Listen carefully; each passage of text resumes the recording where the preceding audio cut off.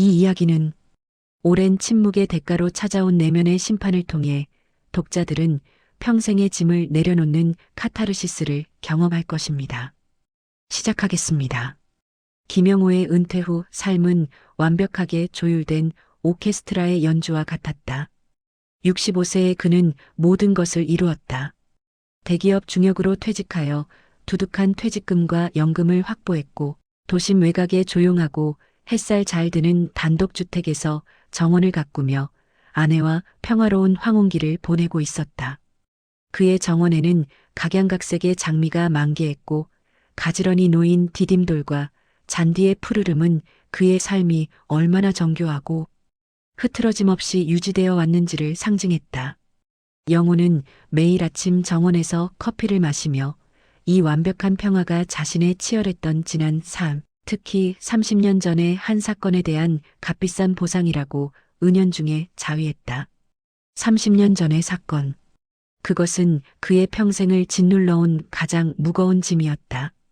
당시 회사 동료였던 이민우는 공금 횡령과 관련한 비리에 휘말렸고 영호는 그 비리를 알고 있었음에도 불구하고 침묵을 택했다.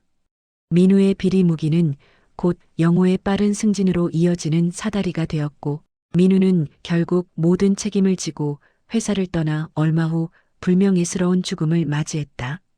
영호는 그 사건 이후 단 한 번도 민우의 이름을 입에 올리지 않았고 그의 죽음은 영호의 기억 속에서 완벽하게 제거된 것처럼 보였다. 그러나 햇살 좋은 정원의 가장 깊은 곳, 가지런한 장미덤불 아래에는 늘 민우의 그림자가 웅크리고 있었다.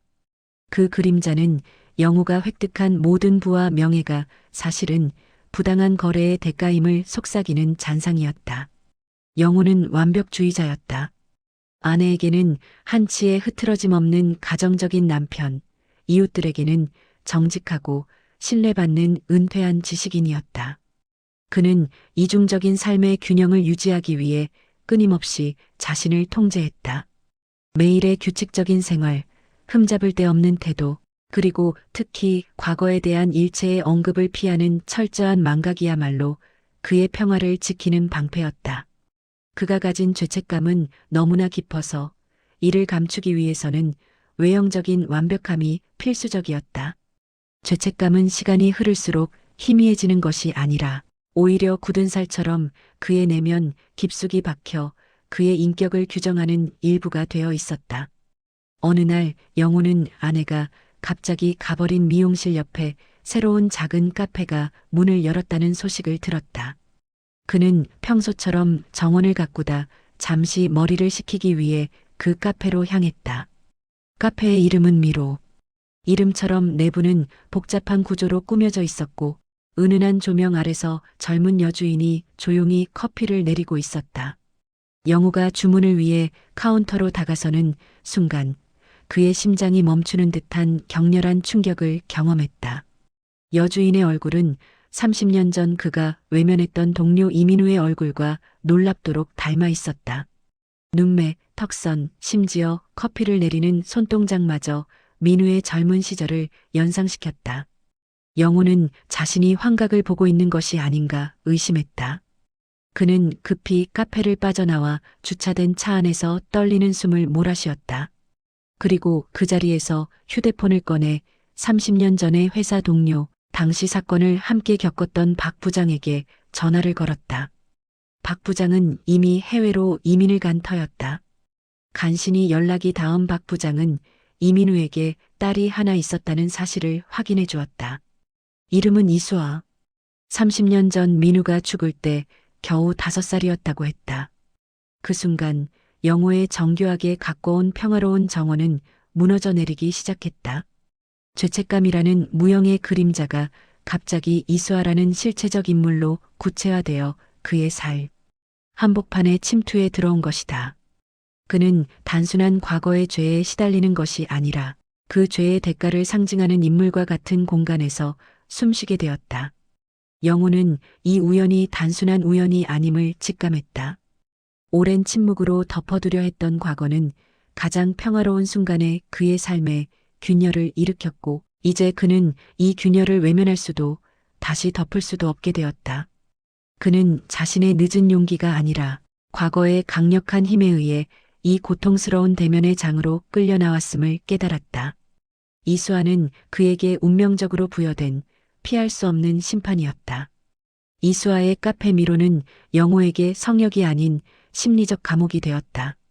그는 매일 아침 정원을 산책하는 척하며 카페 주변을 맴돌았고 멀리서 수아의 모습을 관찰하는 것으로 하루를 시작했다.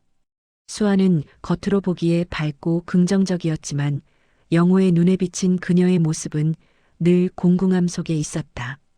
카페에 손님은 많지 않았고 수아는 혼자서 모든 잡무를 처리하며 힘겨워하는 듯 보였다.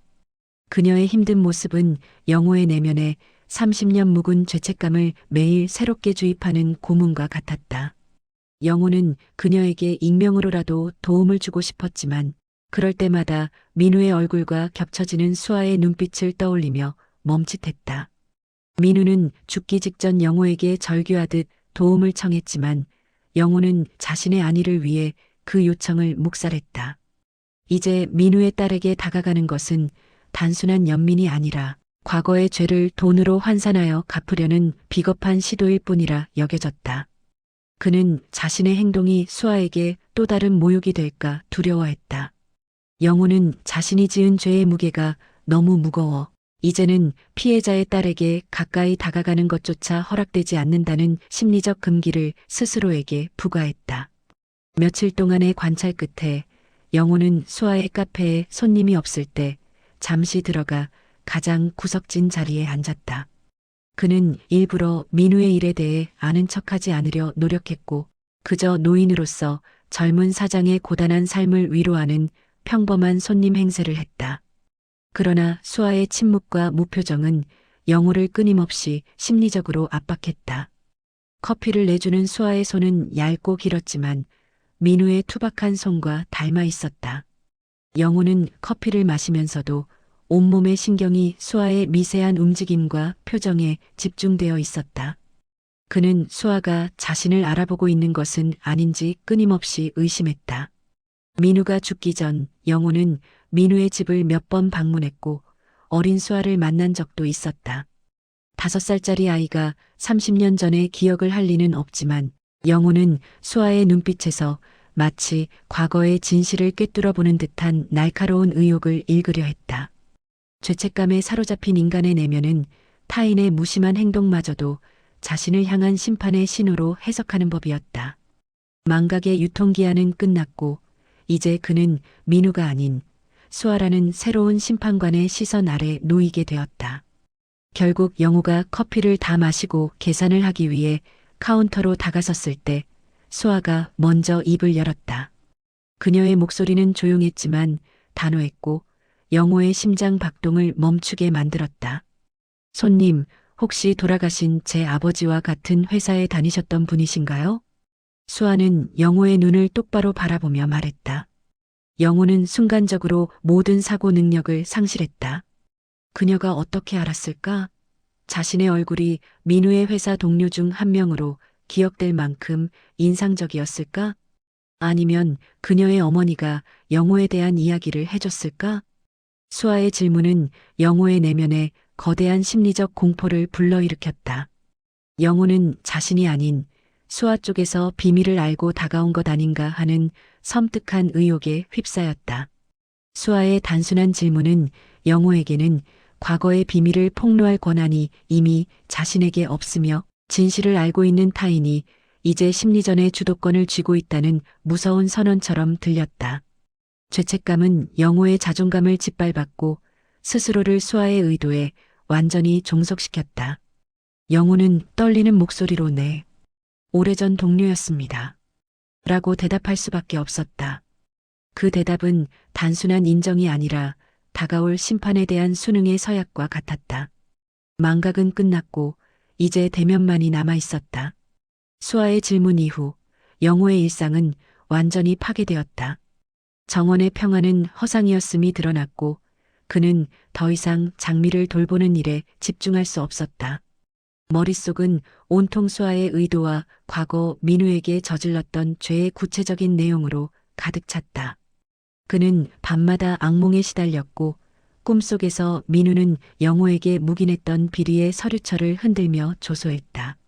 영호는 자백만이 이 고통스러운 심리적 징벌을 끝낼 수 있는 유일한 탈출구라고 확신했다. 그러나 자백은 곧 그의 완벽한 삶과 명예의 붕괴를 의미했다. 영호는 죄책감에 짓눌려 결국 수아에게 저녁 식사를 함께 하자고 제안했다. 그는 최고급 한정식 식당을 예약했고 수아는 의외로 거절없이 그 제안을 받아들였다. 식사 자리에서 영호는 마치 속죄의 의식을 치르는 사람처럼 수아에게 최선을 다했다. 그는 비싼 음식을 권했고 수아의 카페 운영에 필요한 자금을 간접적으로 지원하려 했으며 마치 대부호처럼 자신의 선의를 과시했다. 그의 행동은 죄를 돈으로 환산하려는 비겁함의 발로였고 수아는 그 모든 호의를 조용히 관찰하며 침묵했다. 수아는 영호의 눈을 피하지 않고 음식만 천천히 먹었다. 그녀의 무표정은 영호의 초조함을 극대화했다. 영호가 조심스럽게 혹시 카페 운영이 힘들지 않느냐, 내가 은퇴 자금으로 투자를 좀 해줄 수 있다고 운을 떼자 수아는 포크를 내려놓고 처음으로 자신의 감정을 드러냈다. 손님, 저희 아버지는 돈이 없어서 돌아가신 게 아닙니다.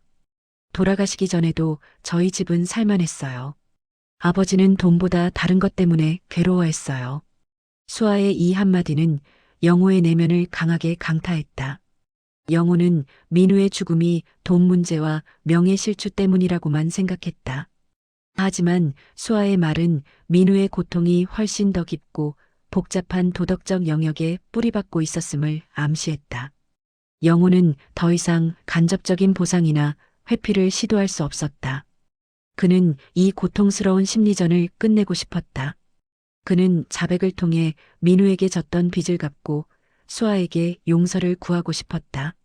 영호는 아내에게 급한 사업상의 모임이 있다고 둘러댄 후 수아를 조용한 와인 바로 불러냈다. 와인 몇 잔에 그의 용기는 더욱 불안정해졌다.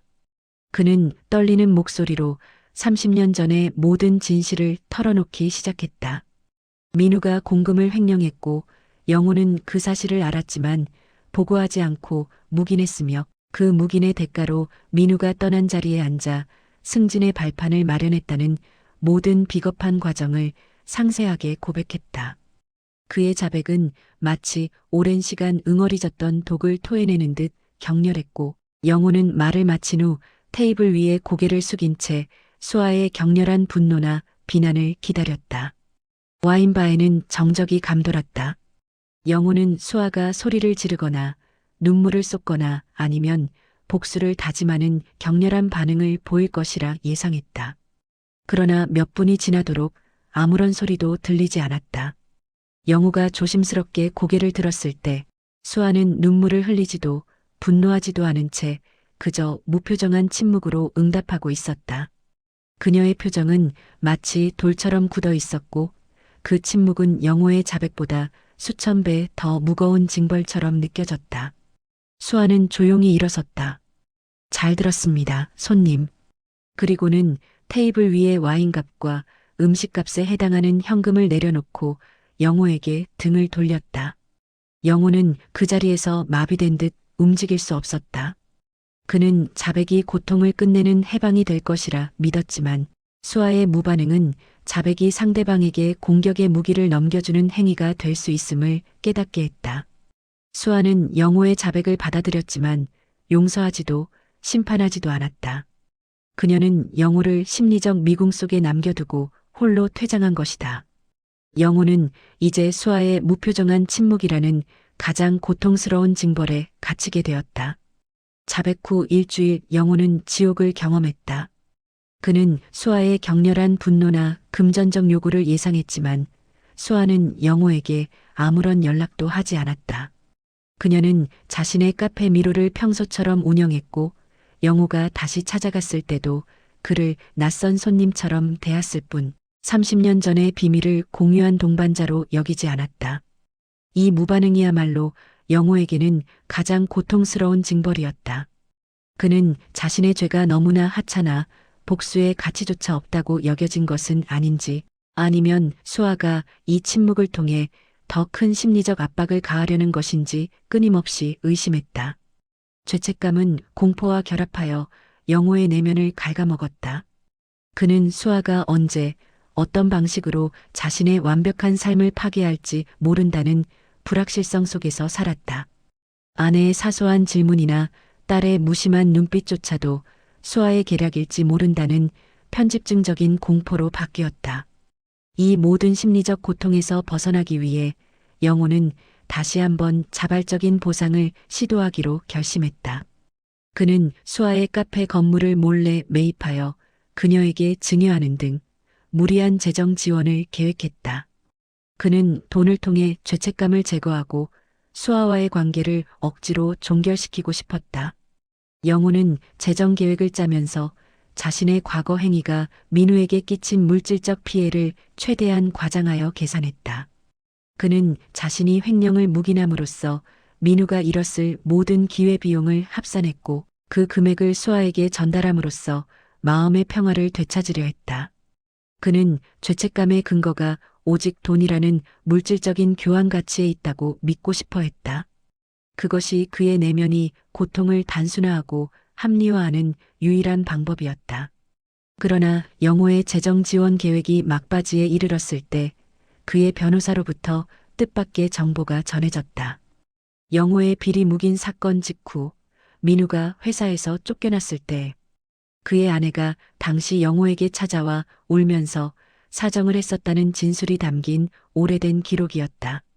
그 기록에는 민우의 아내가 남편이 횡령을 저지른 것은 사실이지만 김영호 씨에게도 책임이 있다는 모호한 진술이 포함되어 있었다. 이 정보는 영호에게 큰 충격이었다.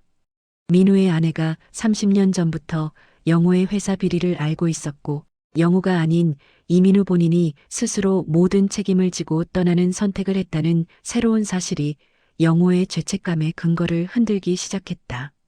만약 민우가 자발적으로 비리를 저질렀고 그 아내가 영호의 묵인 사실을 알고도 침묵했다면 영호의 죄는 단순한 묵인이 아니라 공범 또는 방관자로 축소되는 것일까? 영호는 혼란스러웠다. 그의 고통은 30년 전의 객관적인 사실이 아니라 현재 수아의 침묵과 그가 스스로 만들어낸 심리적 감옥 때문이었음을 깨달았다. 그의 자백은 고통을 끝내기는커녕 스스로를 더욱 깊은 미로 속에 가두는 행위가 되었다. 수아의 침묵은 영호에게 과거를 재해석하고 자신의 죄의 본질을 스스로 정의하도록 강요하는 무거운 짐이었다. 영호는 이 침묵이 곧 수아의 복수 방식임을 직감했다. 그녀는 영호가 스스로 죄의 무게를 감당하고 무너져 내리기를 기다리고 있었다. 영호는 물질적 보상 계획을 잠시 보류하고 이 수수께끼 같은 침묵의 징벌을 견뎌내야만 했다. 죄책감의 근거가 흔들리자 영호는 30년 전의 사건을 객관적으로 재구성하기 시작했다. 그는 수아의 어머니를 찾아가 진실을 묻기로 했다. 어렵게 수아의 어머니가 거주하는 요양원을 찾아갔지만 그녀는 이미 심각한 치매로 과거의 기억을 거의 잃은 상태였다. 영호가 민우의 이름을 언급하자 그녀는 잠시 눈빛이 흔들리는 듯 했지만 이내 허공을 응시하며 알 수 없는 미소를 지을 뿐이었다. 영호는 그녀의 잃어버린 기억 속에서 진실의 조각을 찾으려 했으나 그 시도는 좌절되었고 그는 더욱 깊은 혼란에 빠졌다. 돌아오는 길에 영호는 자신이 확보했던 변호사의 진술 기록과 수아의 모호한 행동을 되짚었다. 민우의 횡령은 분명한 사실이었다. 그러나 민우가 회사를 떠나기 전 영호에게 보냈던 마지막 편지에는 돈 이야기는 없었다. 오직 나는 당신처럼 깨끗하게 살지 못했다는 모호한 자주만이 담겨 있었다. 영호는 그 당시 이 문구를 민우의 죄책감으로 해석했지만 이제 와서 보니 그것은 영호의 묵인 행위가 민우에게 도덕적 배신감을 안겨주었다는 의미일 수도 있었다. 민우는 돈이 아닌 동료의 신의와 명예를 잃은 고통 때문에 파멸을 선택했을 가능성이 농후했다. 이러한 재해석은 영호의 재정 지원 계획에 심각한 제동을 걸었다. 그는 수아에게 거액의 돈을 주어 죄책감을 털어내려 했지만 만약 민우의 고통이 명예의 문제였다면 돈은 오히려 영호의 죄를 더욱 추악하게 만드는 오염 물질이 될 뿐이었다. 영호는 수아를 다시 카페로 불러내 재정 지원 계획을 조심스럽게 꺼냈다. 수아 씨, 당신 아버님께 제가 진 빚이 있습니다. 제가 카페 건물을 매입하여 당신에게 증여하고 싶습니다. 영호는 자신의 제안이 수아에게 경제적 해방을 가져다 줄 것이라 믿었다. 수아는 영호의 제안에 이번에도 무표정하게 응답했다. 그녀는 커피를 한 모금 마시더니 나지막이 말했다. 김영호 씨, 거절하겠습니다. 말씀드렸듯이 저희 아버지는 돈이 없어서 돌아가신 게 아닙니다. 아버지는 돈보다 명예 때문에 괴로워했어요. 아버지의 명예를 돈으로 갚으려는 건 저에게는 또 다른 모욕일 뿐입니다. 수아의 단호한 거절은 영호에게 충격이었다. 그는 물질적인 보상이 죄책감을 해소하는 가장 빠르고 확실한 방법이라고 믿어왔다. 그러나 수아는 그 길을 완벽하게 차단했고 영호는 단순한 물질적 보상이 아닌 근본적인 도덕적 회복을 요구받고 있음을 깨달았다. 수아는 잠시 후 영호에게 예상치 못한 요구를 했다. 대신 다른 것을 해주시겠어요? 저는 카페 운영에 너무 바쁩니다. 내일부터 이 카페에 오셔서 매일 2시간씩 청소를 해주세요. 물질적인 보상이 아닌 봉사로요. 당신이 진정으로 저에게 갚고 싶다면 명예가 아닌 육체적인 고통과 희생으로 갚으세요. 영호는 이 요구에 모욕감을 느꼈다. 대기업 중역으로 은퇴한 자신의 명예와 자존심을 버리고 민우의 딸이 운영하는 작은 카페에서 청소부처럼 일해야 한다는 사실이 굴욕적이었다. 그러나 그의 내면은 이미 수아에게 완전히 종속되어 있었다. 그는 돈으로 해결할 수 없는 죄책감의 깊이를 깨달았고 이제는 이 고통스러운 과정을 통해서만 잃어버린 명예의 가치를 회복할 수 있음을 인정할 수밖에 없었다. 수아의 요구는 복수가 아니라 영호에게 주어진 유일한 자기 정화의 기회였던 것이다. 다음 날부터 김영호의 일상은 완전히 변모했다. 그는 매일 아침 깔끔한 복장 대신 낡은 작업복을 입고 수아의 카페 미로로 향했다. 그는 자신이 그토록 완벽하게 유지하려 했던 외형적 명예를 스스로 짓밟으며 굴종의 의식을 치르는 듯한 기분으로 카페 구석구석을 청소했다. 변기 청소, 바닥 물걸레질, 쓰레기, 분리수거 등 그가 평생 아내에게조차 맡기지 않았던 굳은 일들을 묵묵히 수행했다. 수아는 영호가 청소하는 동안 그에게 한마디도 걸지 않았다. 그녀는 영호를 투명 인간 취급하며 자신의 일을 했고 가끔 영호를 바라보는 수아의 눈빛에는 감정이 실려 있지 않았다. 그 침묵과 무관심이 영호에게는 가장 날카로운 심판이었다. 그는 자신이 민우의 딸에게 복종하는 존재로 전락했음을 매일 확인하며 내면의 자존심이 무너져 내리는 고통을 감내했다. 진정한 심판은 비밀을 폭로하는 것이 아니라 비밀을 쥐고 상대를 일상적 굴종 속으로 끌어들이는 것임을 뼈저리게 깨달았다. 카페 청소는 영호에게 육체적 노동 이상의 의미를 지녔다. 그는 청소를 하는 동안 자신의 과거 삶을 처음으로 객관화하여 돌아볼 수 있었다. 그가 대기업에서 획득했던 모든 지위와 명예는 사실 민우의 희생을 딛고 쌓아 올린 더러운 잔해였다. 바닥을 닦고 먼지를 쓸어내면서 영호는 자신의 내면에 쌓인 30년 묵은 위선과 오만을 청소하고 있는 듯한 기분을 느꼈다. 수아의 요구는 징벌이었지만 동시에 영호에게는 잃어버렸던 인간성을 되찾는 고통스러운 수행 과정이었다. 그러던 어느 날 영호는 수아가 잠시 자리를 비운 사이 그녀의 카운터 아래 서랍장 위에 놓인 작은 메모를 우연히 보게 되었다. 메모에는 영호의 아내 이정아의 이름과 전화번호가 적혀 있었다. 그 아래에는 전화시도 3회라고 흐릿하게 기록되어 있었다. 영호의 심장이 멎는 듯했다. 수아는 이미 영호의 가족에게 접근하려 시도하고 있었던 것이다. 영호는 극도의 불안에 사로잡혔다. 수아의 요구는 단순한 봉사가 아니었다.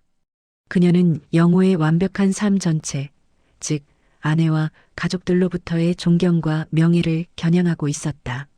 만약 수아가 아내에게 30년 전의 비밀을 폭로한다면 영호가 그토록 공들여 쌓아 올린 모든 것이 한순간에 무너질 터였다. 영호는 수아가 자신에게 자백을 요구하지 않고 침묵했던 이유를 이제야 명확히 깨달았다. 폭로는 최후의 무기였고 그 전까지는 영호를 심리적으로 고사시키는 것이 그녀의 계획이었다. 영호는 그날 청소를 마치고 수아에게 단도직입적으로 물었다. 수아 씨, 왜 내 아내에게 연락하려 했습니까? 무엇을 원하십니까? 수아는 흔들림 없는 눈빛으로 영호를 바라보았다. 아버지의 명예를 잃은 고통이 어떤 것인지 당신도 똑같이 느껴봐야 하지 않나요, 손님?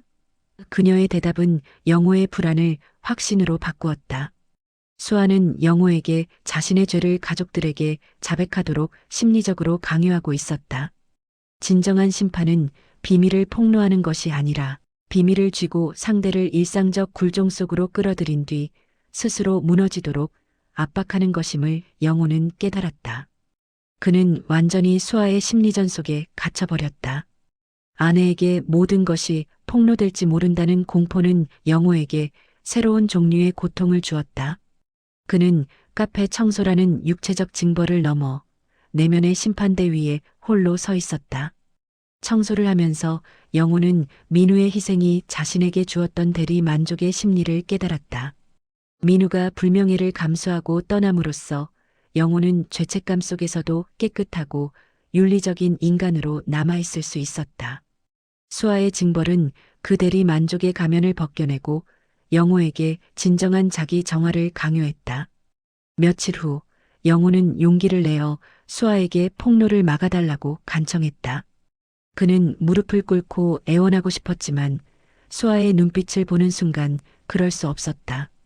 수아는 조용히 영호의 부탁을 들은 후 영호에게 작은 USB 메모리 스틱을 건넸다.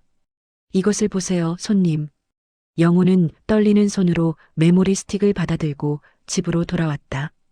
그는 컴퓨터에 USB를 꽂았고 그 안에는 하나의 영상 파일이 들어 있었다.